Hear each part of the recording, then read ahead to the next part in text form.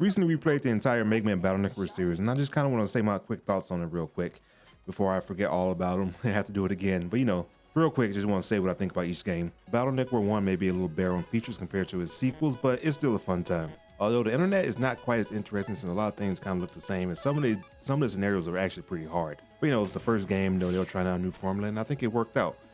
And so you can kind of just brute force most of the game and get by just fine. You can probably beat this game in less than half the time than other games. So if you're checking out this series, you still should get this game a try just because it's important for the story lore for the rest of the series. Battle Network 2 is the one I started with. It's the one I played the most. This is one of my favorite versions of the net, which I don't think the other games have ever topped. Also, there were style changes that were brought in, which gave you a little variety in how you played. This one's a good starting point if you really don't want to play the first one, but I do recommend you go back and play the first one just because you kind of got to play them all, right? Now, most people consider the third game to be the best in the series, and I agree. The game has a good chip selection, improved style change system, and they brought in the Navi customizer system, which to power up your Mega Man. It was needed during certain parts of the story.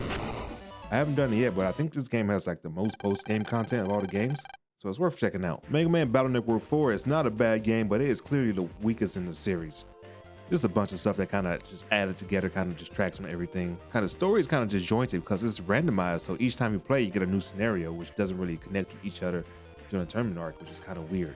And in order to access most of the post-game content, you gotta play through the game multiple times, at least 3 times, which some people, you may not want to do that. And the chip selection is really not that great. There's some good chips to use in the game, but a lot of them don't even matter when you get to the final boss. But the final boss duo is just a hassle to deal with. You have to change your entire game up, and a lot of chips won't just work on them. So, yeah. I mean, it's still a fine game, so you should play it at least once to get it out the way. There's still some fun to be had here. Battle Network 5 introduced Liberation missions, but some people didn't like that much, but I enjoyed it quite a bit. Kind of added extra layers to the standard gameplay with some strategy RPG elements and gave you a chance to use other Navis and their abilities. They really could have taken this concept and made a full game from it if they really wanted to. It's a shame they didn't really do it. But overall, Battle Network 5, I kind of liked it. Battle Network 6 is a good send-off to the series. It kind of brought you to a brand new location with a new set of characters and kind of wrapped things up a little bit. Not too much to change, but I do think this game was a little bit too easy for all the new tools and stuff they gave you. Overall, it's still a fun experience and definitely a good send-off to the series. This is another one that people sometimes say is the best in the series, but it depends on who you ask. I personally think 3 is better than this one, but they're both fine games. Well, yeah, that's my real quick thoughts about the Mega Man Battle Network series.